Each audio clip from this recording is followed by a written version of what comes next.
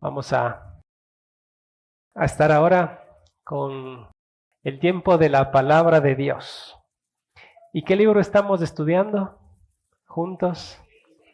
El libro de Filipenses. Así que les invito a abrir sus Biblias en ese libro de la Biblia y lo vamos a mantener en el capítulo 2, que es el lugar donde nos quedamos la anterior semana. Hace 2 semanas, perdón. Entonces, mis hermanos, ustedes notaron junto conmigo que en el capítulo 2, del verso 5 al verso 8, se nos habló del más grande ejemplo que nosotros como cristianos tenemos en todo el universo, porque no hay otro ejemplo más grande, y es el ejemplo de nuestro Señor Jesucristo. ¿Recuerdan ustedes? ¿Y ejemplo de qué? Ejemplo de humildad. Ejemplo de alguien que estuvo eternamente con el Padre, siendo la segunda persona de la Trinidad, gozando de gloria extrema, potente, inimaginable, inigualable, y Él desde la eternidad tomando la decisión de hacerse hombre, y vimos todo ese descenso, ¿no es cierto?, desde la gloria del Padre hasta una muerte, y no cualquier muerte, sino muerte de cruz. Y explicamos todas esas implicaciones y hablamos mucho en relación a esto. Sin embargo, nosotros al notar los versos que vamos ahora a estar examinando en esta mañana, vamos a ver que no es lo único que el apóstol Pablo tiene que decirnos a nosotros como creyentes sobre el sacrificio de Cristo y sobre la humillación de Cristo, porque al igual que yo, ustedes saben que Cristo no se quedó enterrado en un sepulcro, ¿no es cierto? Él no se quedó bajo tierra, porque a diferencia de todos los otros líderes religiosos en el mundo que en sus tumbas están sus huesos, en la tumba de Cristo está vacía, porque Él resucitó, porque Él se levantó de los muertos, y Él, en estos textos que vamos a leer en esta mañana, Él fue exaltado por Dios de una manera en la que nosotros no nos imaginamos, en la que de veras a través de esta porción vamos a tener solo la superficie, vamos a mirar con brevedad ese grado de exaltación que Dios el Padre dio a Jesucristo, a este lugar que nunca nadie ha tenido antes y que nunca nadie tendrá después, y solo el Hijo, solo el Hijo. Entonces, mis hermanos, ahí en el capítulo 2 de Filipenses vamos a leer los versos que vamos a revisar en esta mañana, y es del verso 9 al verso 11. Alguien podría decir, pero qué cortito lo que vamos a ver.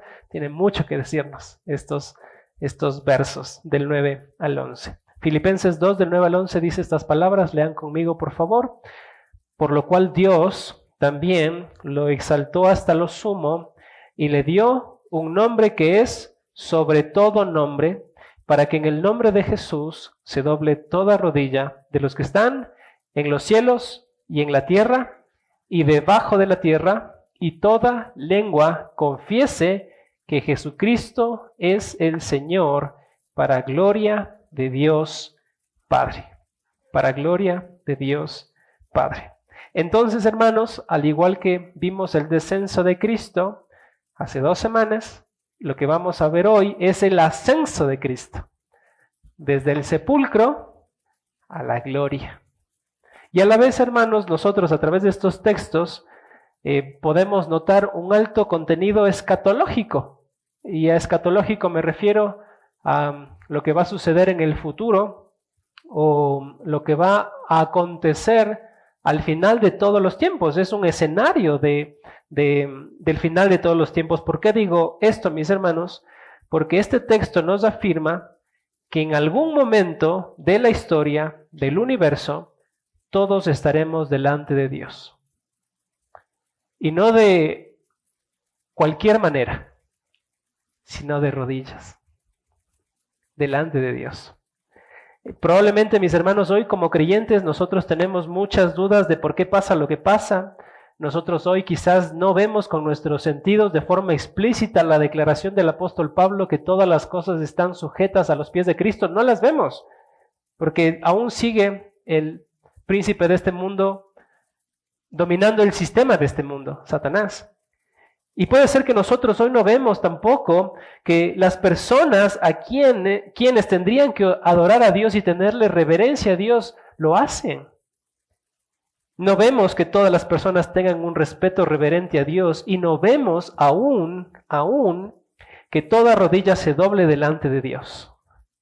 Por el contrario, en el tiempo en el que nosotros vivimos, vemos a mucha gente, hermanos, de pie, haciendo todo lo posible para ir en contra de Cristo. Pero un día, hermanos, un día escatológico, un día en el futuro, todos los seres creados en los cielos, en la tierra y debajo de la tierra, dirán unánimes a una sola voz, Cristo es el Señor. Entonces, mis hermanos, estos versos se encuentran aquí, los que acabamos de leer, para que nosotros como cristianos podamos tener una perspectiva correcta de nuestra realidad hoy, de quién nosotros somos en Cristo, y para que tengamos una perspectiva correcta sobre a quién nosotros le pertenecemos. Y a quién nosotros hemos decidido alegremente seguir. ¿Y esa persona quién es? Cristo. Mis hermanos, si ustedes ven, ¿no es cierto? Todo lo que hemos ido desarrollando tiene un tema principal y ese tema principal es la unidad y en medio de la unidad el ejemplo de la humildad. De manera que la perspectiva correcta de estas relaciones que acabo de mencionar comienza, mis hermanos, con la humildad. La humildad es el punto de partida para tener una perspectiva correcta de nuestra realidad hoy, de a quién le pertenecemos, a quién hemos decidido seguir y dónde estaremos nosotros en el futuro. Les nombro unos textos de la Biblia que hacen alusión o que hablan de la unidad para que una vez más tengamos este tema presente en nuestras mentes en esta mañana. Miren lo que la Biblia dice sobre las personas humildes y obviamente siempre se hace un contraste en relación a las personas soberbias. Entonces miren lo que dice Mateo capítulo 23, verso 12. Y cualquiera que se ensalce será humillado, y cualquiera que se humille será ensalzado.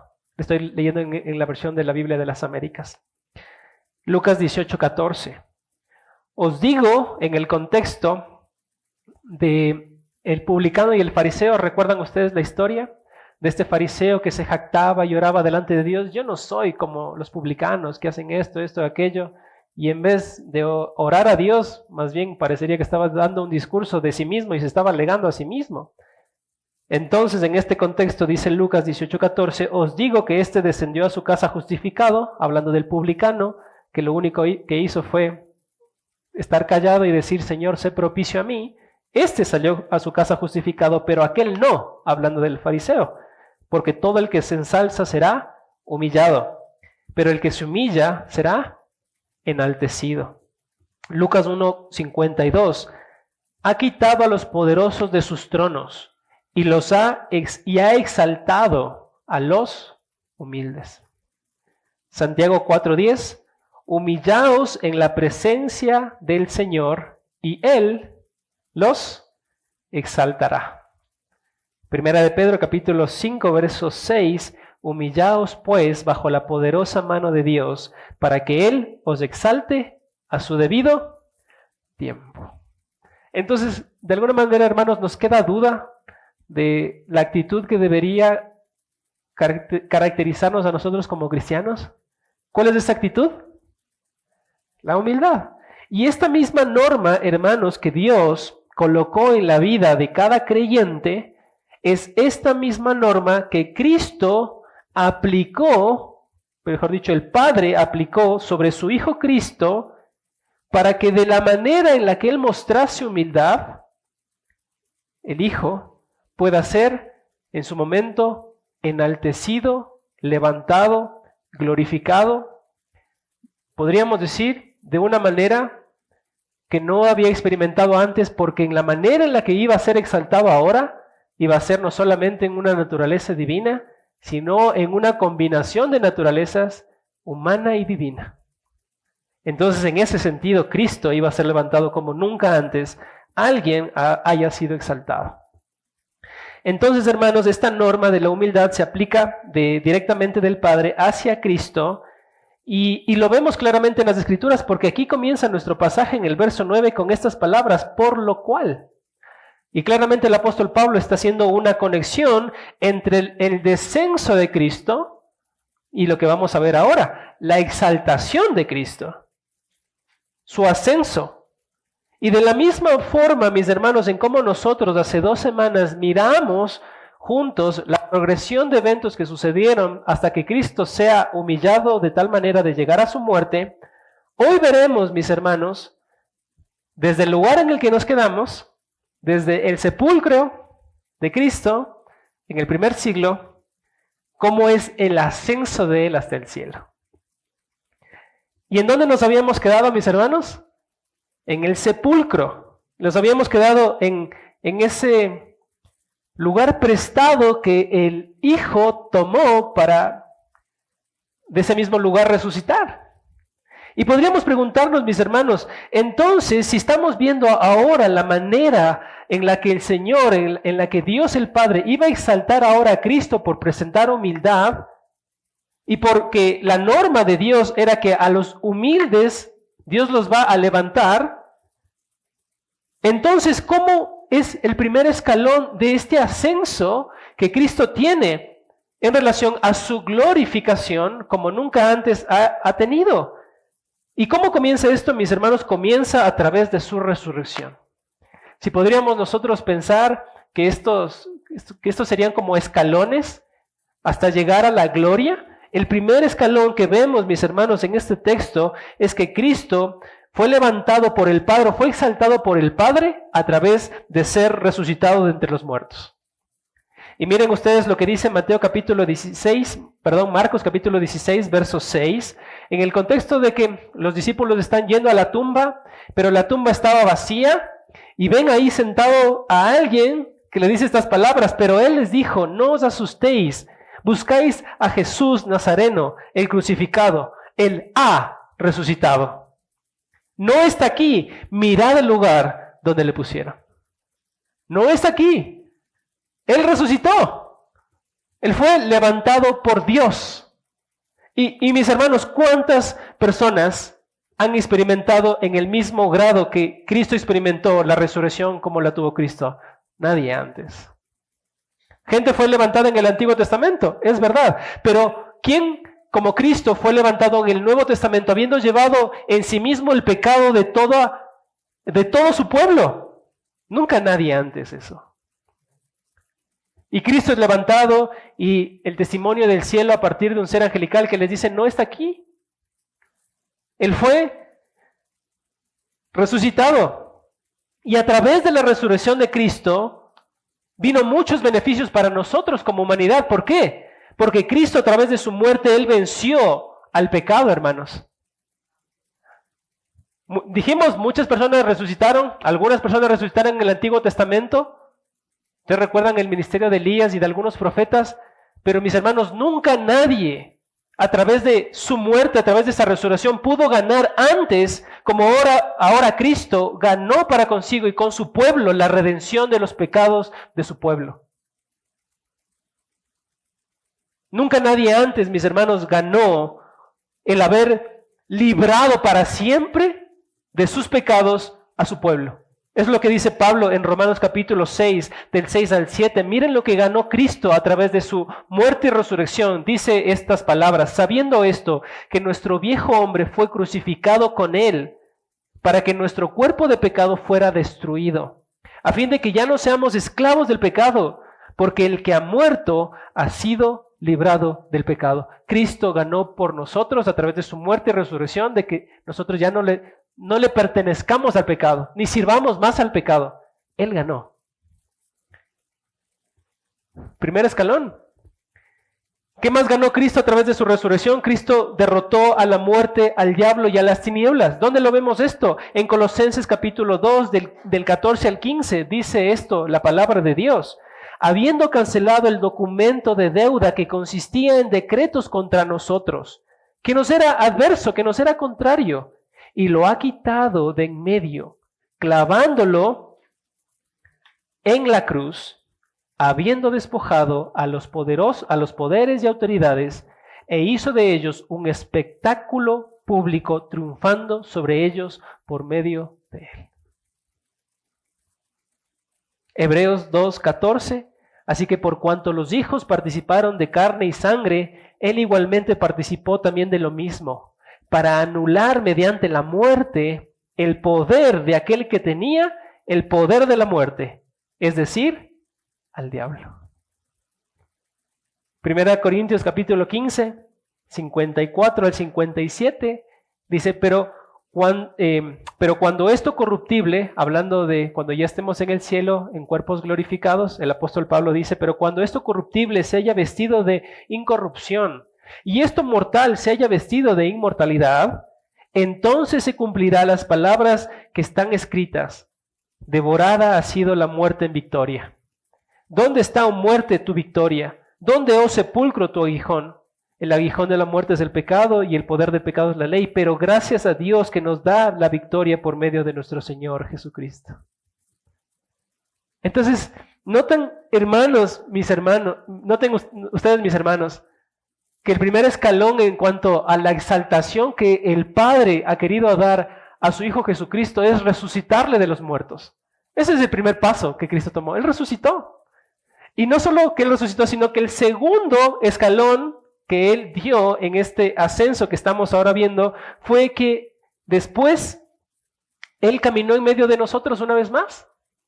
Pero no caminó de la misma forma en la que Él había venido a través de la Virgen María, sino que ahora vino en una condición diferente, siendo Él en un cuerpo glorificado y diseñado para pasar la eternidad en esa forma.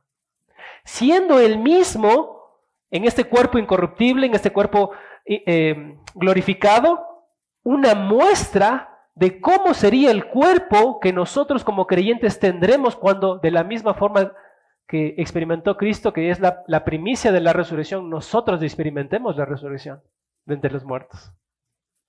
Entonces, ¿se dan cuenta? Cristo está en la tumba. Cristo, por el poder del mismo Padre, es levantado de esa tumba. Cristo dijo, Él afirmó, nadie me quita la vida a mí, yo la pongo y la vuelvo a tomar. Resucita de entre los muertos, gana todos los beneficios que acabamos de leer de estos versos, contra el pecado, contra el diablo, expone a las potestades y autoridades y los vence públicamente en la cruz. Y después de eso se pasea en medio de su pueblo diciendo, este es el cuerpo que Dios ha diseñado para mí para pasar toda la eternidad y siendo una muestra para nosotros del mismo cuerpo que disfrutaremos con Él en la eternidad, porque dice Juan capítulo 3 del 2 al 3, amados, ahora somos hijos de Dios y aún no se ha manifestado lo que habremos de ser. Pero sabemos que cuando Él se manifieste, y miren estas palabras, seremos semejantes a Él, porque le veremos a Él como Él es. Y todo el que tiene esa esperanza puesta en Él, se purifica a sí mismo como Él es puro.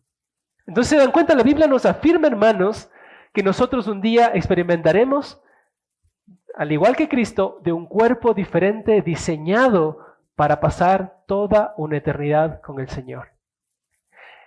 ¿Vemos el progreso? Cristo resucita, Cristo se pasea en un cuerpo glorificado.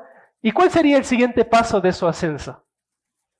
Lo encontramos en Hechos, capítulo 1, versos del 9 al 11. Si podríamos decirlo, el tercer escalón que Cristo sube en este ascenso es cuando Él, después de haber caminado entre sus discípulos, se presentó a los 12, se presentó a Cefas, se presentó a las mujeres. Como algún pastor dijo en alguna ocasión, ¿saben por qué? Cristo se presentó primero a una mujer para asegurarse de que todo el mundo sepa que resucitó. Se presentó a las mujeres, se presentó a los discípulos, se presentó a 500 personas como testigos oculares de que Él había resucitado. Y estando con sus discípulos, dice Hechos 1, del 9 al 11, después de haber dicho estas cosas, Jesús fue levantado mientras ellos miraban, y una nube le recibió. y le ocultó de los ojos. Y estando mirando ellos fijamente el cielo mientras él ascendía, aconteció que se presentaron junto a ellos dos varones de vestiduras blancas que les dijeron: varones Galileos, ¿por qué estáis mirando al cielo? Este mismo Jesús que ha sido tomado de vosotros al cielo vendrá de la misma manera, tal como lo habéis visto ir al cielo. Entonces vemos una vez más otro progreso. Él está sobre la tierra, pero ahora Él asciende a los cielos, ¿no es cierto? Y mientras los discípulos están viéndole a Él subir a los cielos, Él sale de su mirada, ¿no es cierto? Ellos ya no pueden mirar más allá. Pero la pregunta es, hermanos, ¿Él se quedó en las nubes?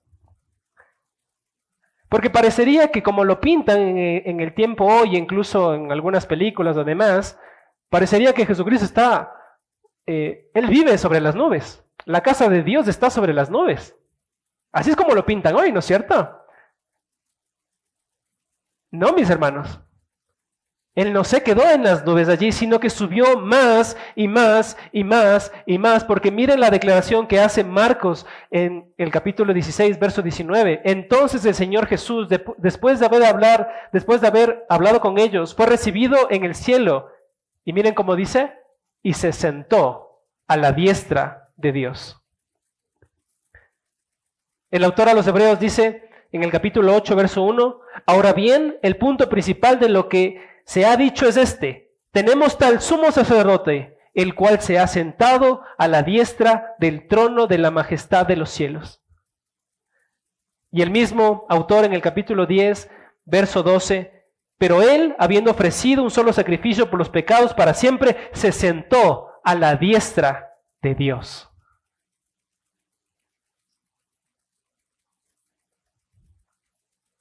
En el capítulo 12 del mismo libro, verso 2, puestos los ojos en Jesús, el autor y consumador de la fe, quien por el gozo puesto delante de él soportó la cruz, menospreciando la vergüenza, y se ha sentado a la diestra del trono de Dios. Entonces, hermanos, vemos, ¿no es cierto?, que Jesucristo se levanta de los muertos, Jesucristo camina entre nosotros de una manera espectacular que nunca antes alguien había experimentado eso, asciende a los cielos, pero no se queda sobre las nubes, sino que va más arriba y va más allá de nuestros sentidos y entra una vez más al mismo lugar que compartía desde la eternidad con el Padre. Y se sienta Él a la diestra del trono de Dios, Padre. Y Dios el Padre le concede al Hijo, en ese ascenso, en ese proceso de exaltación, dice el texto, tener un nombre que va a ser sobre todo nombre. Y noten, hermanos, que esa palabra dio viene de una palabra griega que es charizomai. Charis es la raíz y implica regalo. Pero en este contexto, esta palabra quiere tratar de comunicarnos a nosotros algo que el Padre está dando al Hijo con generosidad. Está dando a Cristo con libertad. Entonces el Padre lo que está haciendo con Cristo es dándole libremente y generosamente al Hijo una posición extremadamente gloriosa. Y hago énfasis en esto porque la expresión que vemos ahí en nuestras Biblias que dice y lo exaltó hasta lo sumo, viene de una palabra griega que es uperupso.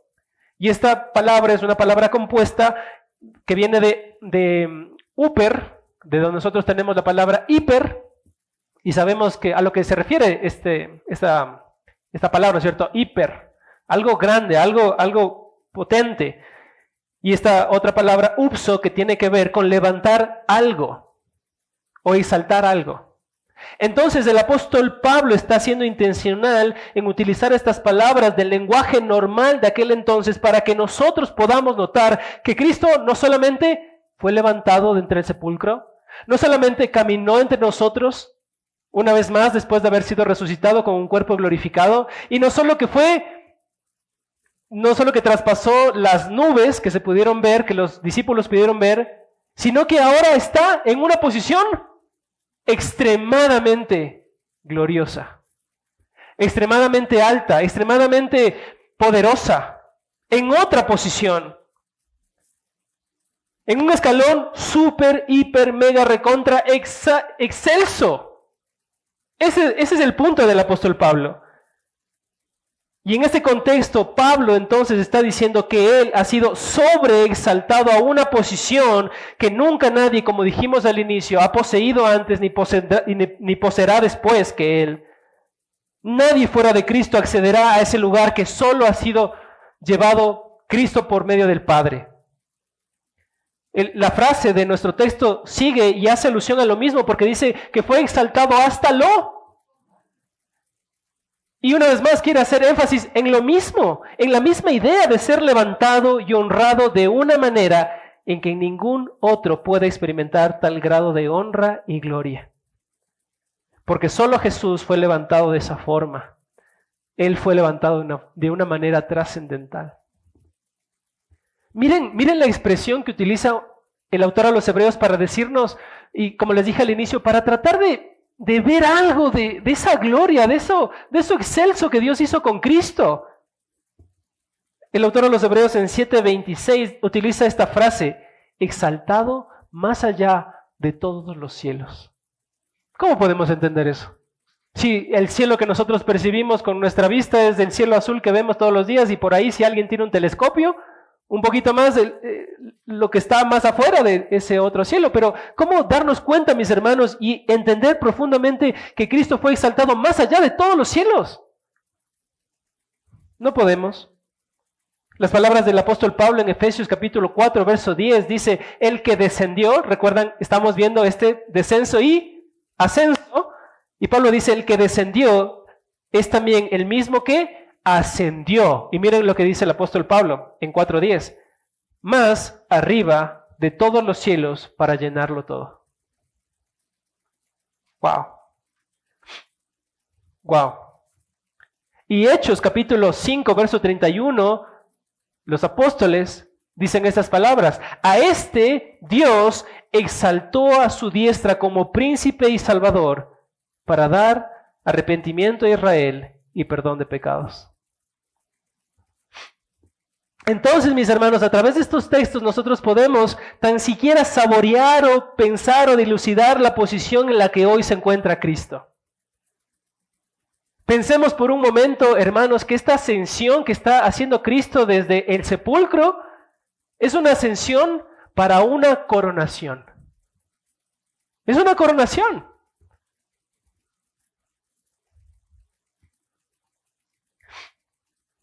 Y nosotros no sabemos, mis hermanos, exactamente cuán gloriosa va a ser esa coronación, o es esa coronación, esa exaltación, cuán alta, cuán sublime, cuán profunda, cuán virtuosa.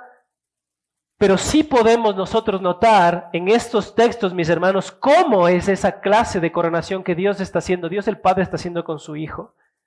Porque la forma en la que Dios el Padre está exaltando hasta lo sumo al Hijo, es esta, dándole un nombre que es sobre todo nombre. Esta es la cúspide, hermanos. ¿Se acuerdan? Fuimos de escalón a escalón y podríamos hablar, en escalones hablamos casi de 30 centímetros, pero estamos hablando de grandes pasos, ¿no es cierto? Y en este último paso estamos ahí en la cúspide de la exaltación de Cristo y estamos en la coronación de Cristo, del Rey de Reyes y Señor de Señores. Y se le da a Cristo el derecho de poseer un nombre que es sobre todo nombre.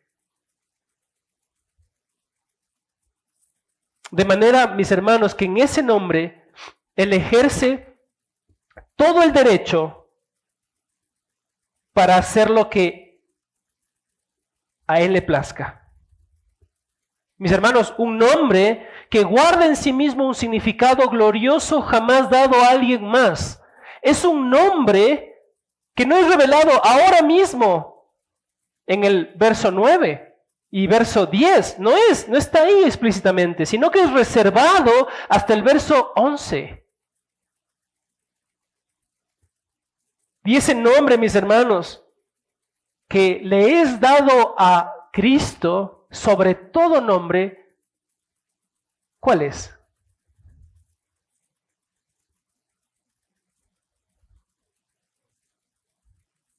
Ese nombre, hermanos, es Señor. Parecería, mis hermanos, que cuando nosotros leemos el verso 10 que dice estas palabras, para que en el nombre de Jesús se doble toda rodilla de los que están en los cielos y en la tierra y debajo de la tierra, parecería que está diciendo que el nombre que Dios el Padre ha dado a Jesucristo, que es sobre todo nombre, es Jesús, pero no está diciendo eso. No está diciendo eso el apóstol Pablo. Más bien está diciendo que a Cristo se le ha dado un nombre, y en el nombre que se le ha dado a Jesús, en ese nombre que ahora Él tiene, que Jesús tiene, en ese nombre toda rodilla se doblará, de los que están en los cielos, en la tierra y debajo de la tierra. Algunas personas han pensado por qué Jesús no puede ser el nombre, que es sobre todo nombre, porque Jesús, el nombre Jesús era común en el tiempo del Señor Jesucristo, en el primer siglo. Pero vamos a ver, mis hermanos, que la palabra Señor tiene que ver con otras connotaciones.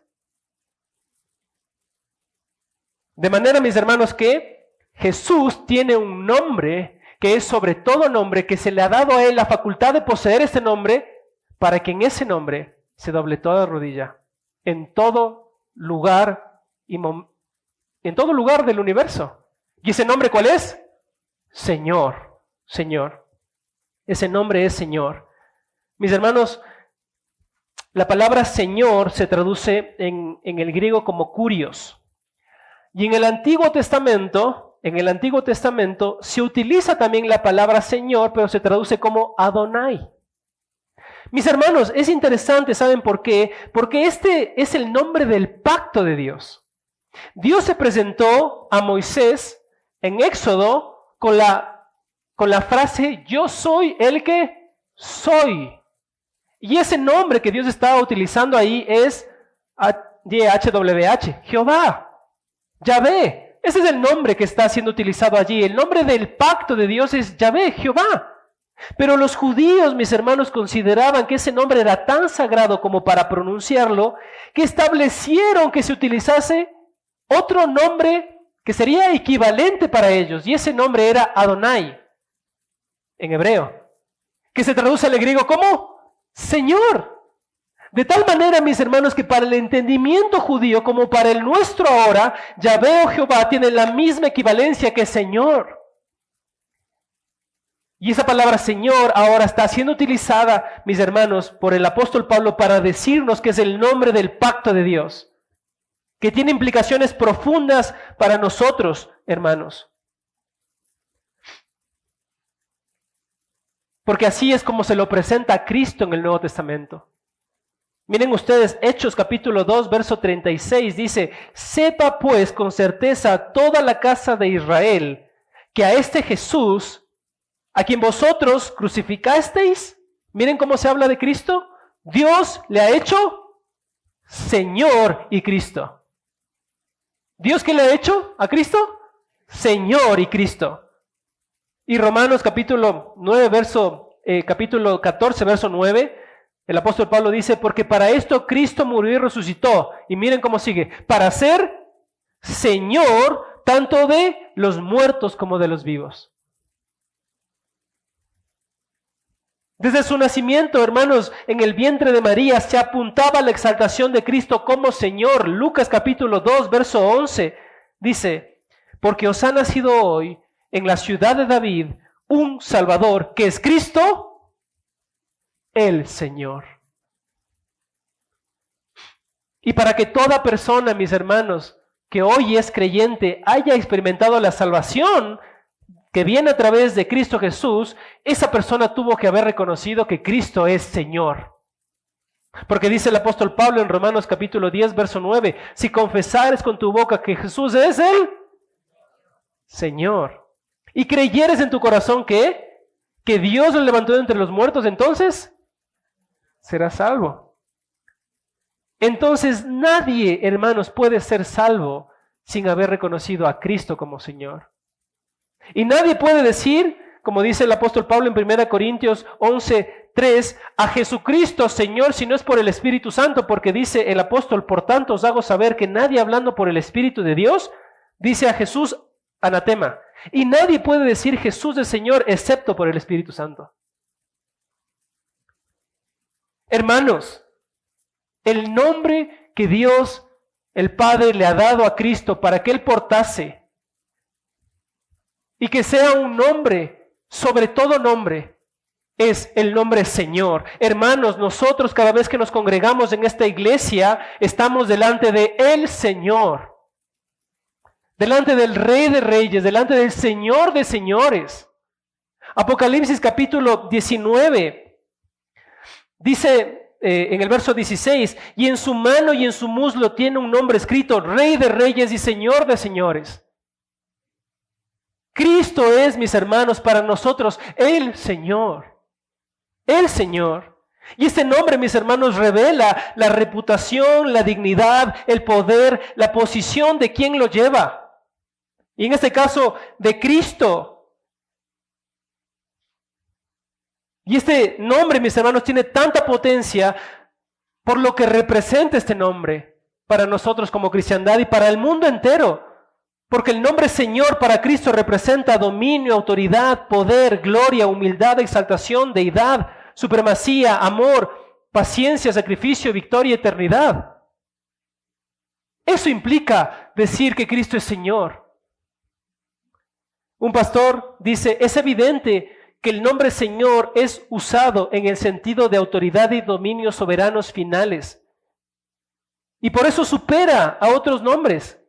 Quien es Señor está por encima de cualquier otro. Y ese es el fin exacto en llamar así al Salvador, pues tiene la absoluta supremacía y debe ser obedecido como el jefe divino. ¿Se dan cuenta, hermanos? Entonces, estamos subiendo, ¿no es cierto? Cristo en el sepulcro, Cristo resucitado, Cristo caminando en medio de nosotros con un cuerpo glorificado, semejante al que nosotros recibiremos después de Él, ascendiendo hasta los cielos, no se lo ve más, pero sigue subiendo hasta estar a la diestra del trono de Dios. Y en esta coronación que Él sigue subiendo, a diferencia de la coronación física que nosotros experimentamos en nuestros tiempos terrenales, donde vemos a los reyes en otros países, donde la gente está aclamándoles y donde la gente está parada y donde la gente está lanzándoles flores y demás. En esta coronación, hermanos, nadie estará de pie. En esta coronación, mis hermanos, a diferencia de las coronaciones terrenales, todos estarán de rodillas. Porque una vez más, hermanos, Él es el Señor.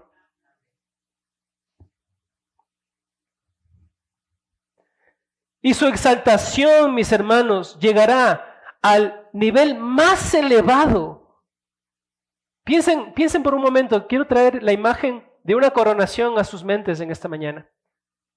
Piensen ahora que la gente está de los lados del pasillo, la gente está, pongámosle parada. Y por ese pasillo, por la entrada, va entrando el Rey de Reyes y Señor de Señores. Y mientras va caminando, la gente se va arrodillando. Y Él va caminando hacia su trono, a la diestra del Padre. Y todo el mundo va cayendo de rodillas. ¿Y cuál será el clímax, hermanos, de esta coronación cuando Cristo se siente en ese trono? Que ya está sentado en el trono, y después a una sola voz, de los que están en los cielos, en la tierra y debajo de la tierra, se diga que Jesucristo es el Señor. ¿Se dan cuenta?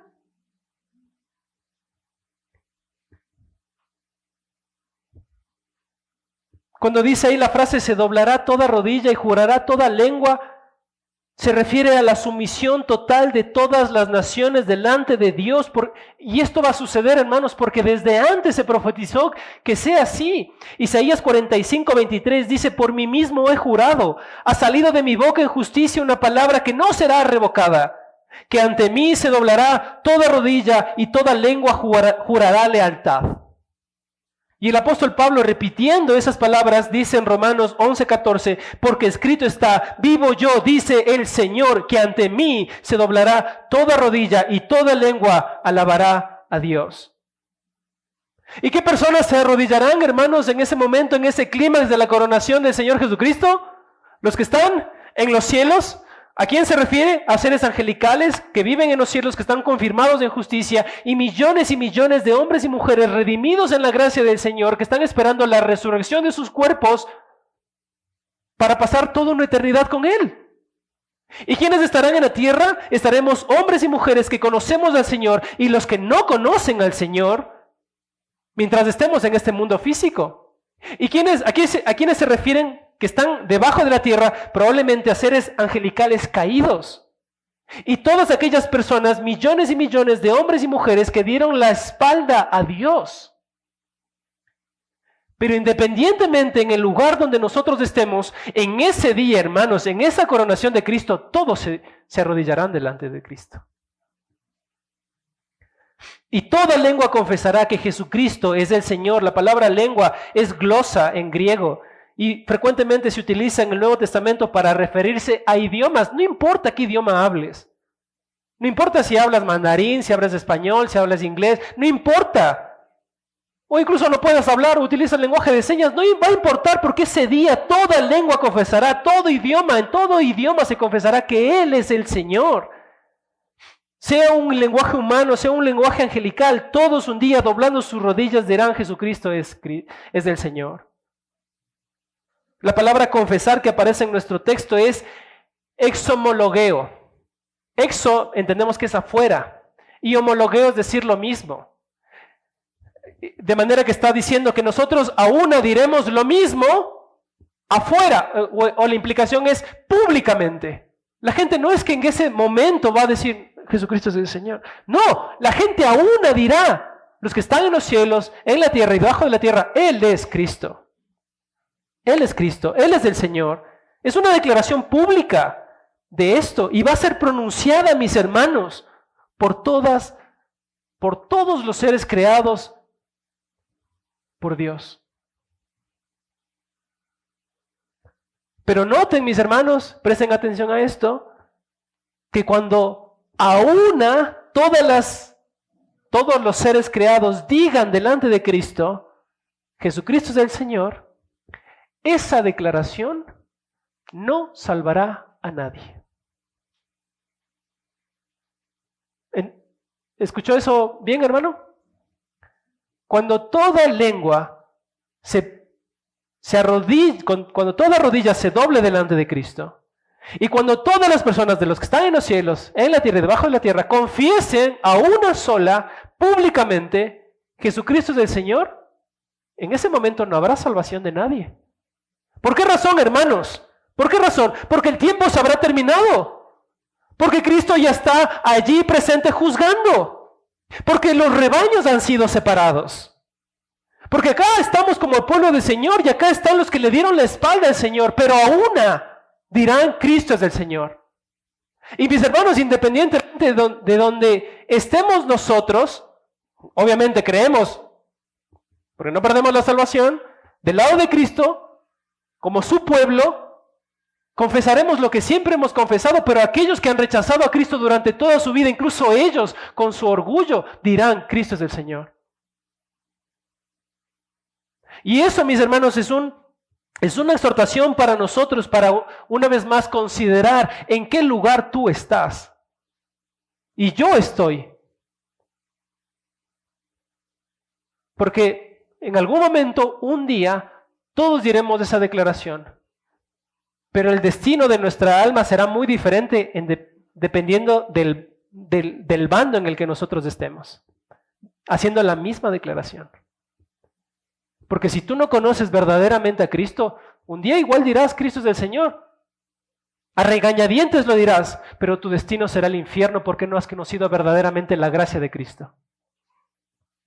Pero si tú te has arrepentido de tus pecados, has venido a Él corriendo en arrepentimiento y fe, y tú lo has visto a Él como tu Señor, porque solamente podemos decir a través del Espíritu Santo a Cristo como Señor, entonces nosotros proclamaremos esa frase con alegría.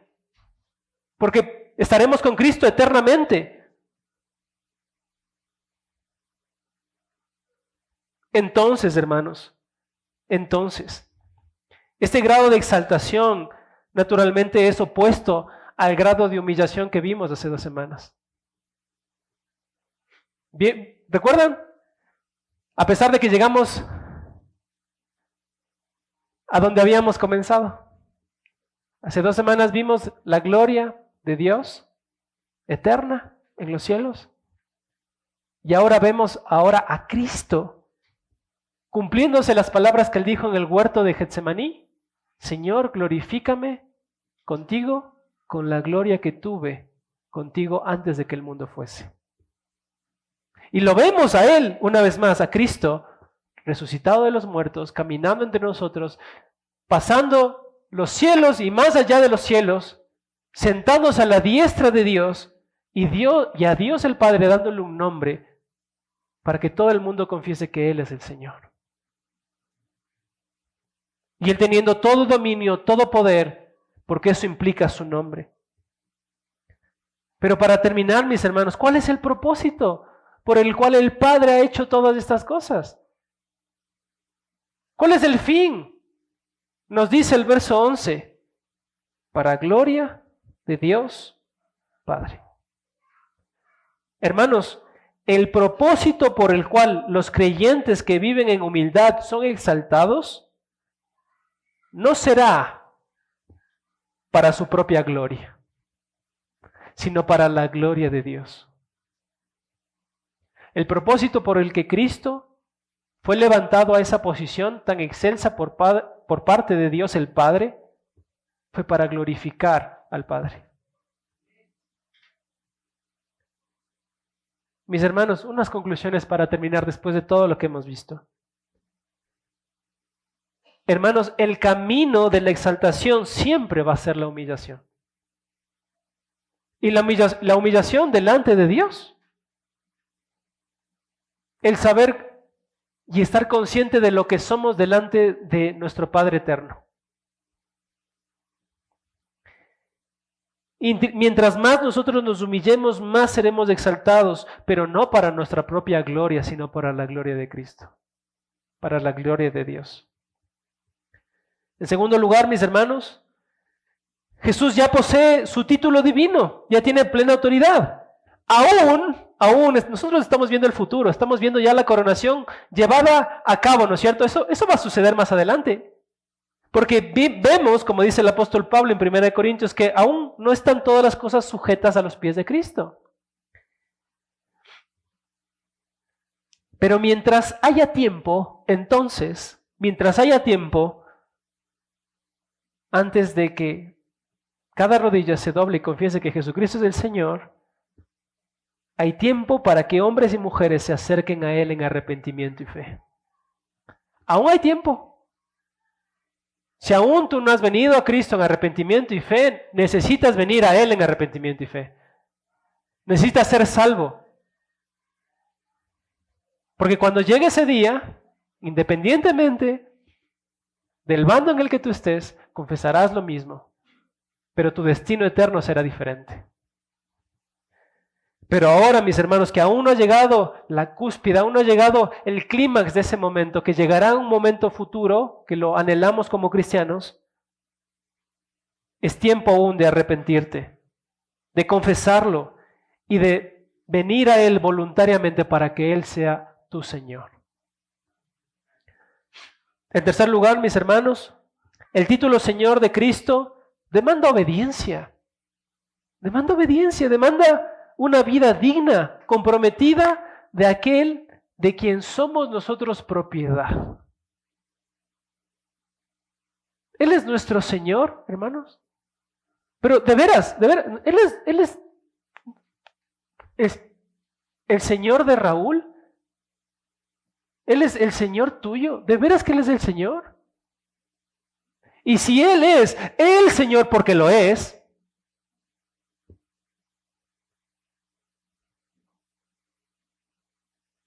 ¿por qué no obedecemos? ¿Por qué no vivimos una vida digna del Evangelio de Cristo? Parecería que vivimos sin que Él sea el Señor en realidad. Pero Él lo es, hermanos. Él lo es. Hermanos, Para poner nada más un ejemplo, en el libro de Hechos se habla de Jesús en dos ocasiones, como el Salvador. Pero 92 veces se repite la palabra Señor. Y el primer credo, por lo que nos dice la historia, conocido en la iglesia, en la primera iglesia, en la iglesia primitiva, ¿saben cuál fue? Jesús es Señor. De manera que el señorío de Jesucristo es la esencia misma de nuestro cristianismo y su confesión es indispensable para todos los que desean ser salvos y para los que somos salvos.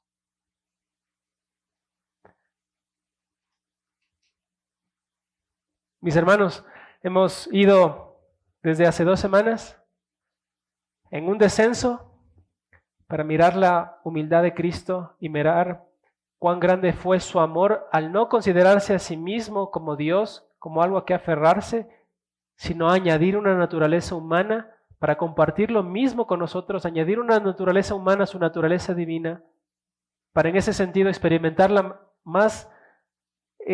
el grado más profundo de humillación. Pero ese mismo Dios que hizo experimentar eso a su Hijo es el mismo Dios que ahora lo está tomando en obediencia, por su obediencia, y lo está llevando más allá de todos los cielos, para llevar un nombre que es sobre todo nombre. Y solo para cerrar, aquellos que viven de la misma forma que Cristo vivió, con humildad, pues hallarán la recompensa, no para su propia gloria, para la gloria de Dios que fue los versículos que leímos al principio. Porque el que se humilla será enaltecido, pero los soberbios, los arrogantes, los que se creen dueños del universo y que son los únicos que tienen la razón, esos serán humillados. Y Dios permita, mis hermanos, que nosotros en la gracia de Dios seamos personas humildes. Vamos a orar. Padre, gracias le damos en esta mañana, gracias por su palabra, gracias Señor porque podemos revisarla juntos y darnos cuenta, Señor, que